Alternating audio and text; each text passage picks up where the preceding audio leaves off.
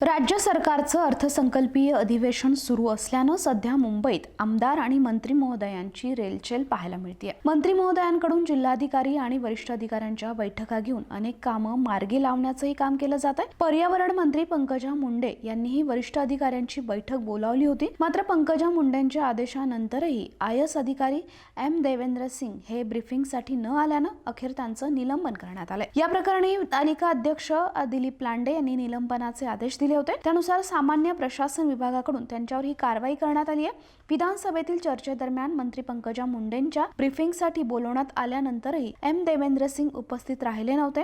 M Devendra Singh हे 2011च्या बॅचचे IS अधिकारी असून सध्या महाराष्ट्र प्रदूषण नियंत्रण मंडळाचे सदस्य सचिव आहेत। त्यांच्या विरुद्ध शिस्तभंगाची कारवाई प्रस्तावित होती, त्यानुसार त्यांचं निलंबन करण्यात आल्याचं संबंधित आदेशात म्हटलंय। अतिरिक्त सचिव व्ही राधा यांच्या सहीनं ही कारवाई करण्यात आली आहे।